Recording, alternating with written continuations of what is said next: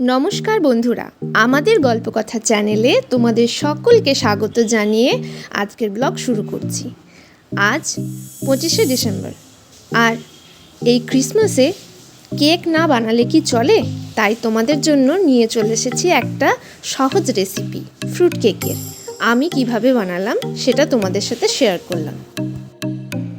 আজ আমি বানাবো অরেঞ্জ ফ্লেভার ফ্রুট কেক।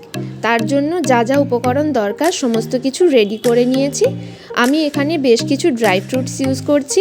এগুলো অপশনাল, যে যেটা হাতের কাছে পাবে সেটাই ইউজ করো। আমি এখানে বেশ অনেক রকমের ড্রাই ফ্রুটস ইউজ করেছি, যেমন পিচ, আলমন্ডস, আর ব্লুবেরি, কাজু, কিশমিশ, পেস্তা,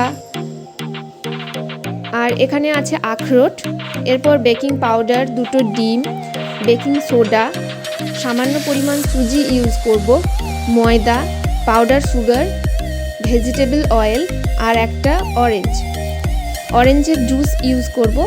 আর এটা হচ্ছে ভ্যানিলা এসেন্স, এটা ফ্লেভারের জন্য, আর একটা আমুল বাটার। অরেঞ্জের খোসা ছাড়িয়ে সেটাকে হালকা করে গ্রেটারে গ্রেট করে নিব, যাতে ওর সাদা অংশটা না ছোলা হয়, না হলে তেতো লাগবে। এটা ইউজ করলে একটা ভালো ফ্লেভার আসে। আর অরেঞ্জটার জুস বের করে নিয়েছি। এবার দুটোকেই একটা আমি বাটির মধ্যে নিয়ে নিয়েছি। হাফ বাটির মতো অরেঞ্জ জুস হলেই হবে।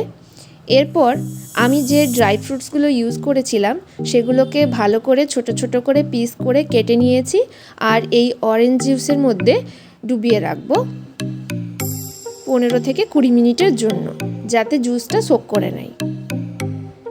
এই যে আমি ছোট ছোট করে সব কিছু কেটে নিয়েছি। এরপর এই বাটিতে দিয়ে দিলাম, আর এটাকে ঢাকা দিয়ে রেখে দেব 20 মিনিটের জন্য। এবার কেকের ব্যাটারটা বানানোর জন্য একটা বোলে প্রথমেই 2টো ডিমকে ভালোভাবে ফেটিয়ে নেব।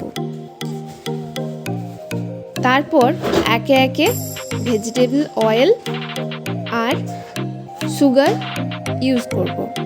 আমি চিনিটাকে মিক্সিতে ভালো করে গুঁড়ো করে নিয়েছি, যাতে এখানে মেশাতে খুব সুবিধা হয়। ডিমটা ভালোভাবে ফেটানো পর্যন্ত ওয়েট করতে হবে, যাতে টেক্সচারটা একদম ফোমের মতো হয়ে যায়।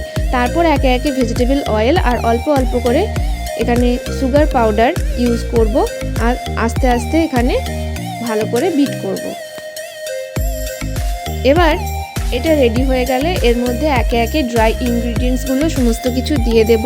আমি প্রথমেই এখানে অল্প অল্প করে ময়দা আর তারপর একটুখানি সুজি ইউজ করব। সুজিটাকে মিক্সিতে একটু ভালো করে ঘুরিয়ে নিলে এটাও পাউডার মতো হয়ে যায়।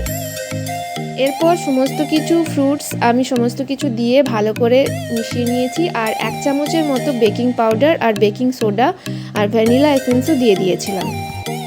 এবার একটা বাটার পেপার নিচে দিয়ে কেকের মোল্ডটাকে ভালোভাবে অয়েল ব্রাশ করে নিয়ে তারপর কেকের ব্যাটারটাকে রেখে দিয়ে 45 মিনিটের মতো বেক করে নিলেই আমাদের ক্রিসমাসের কেক রেডি।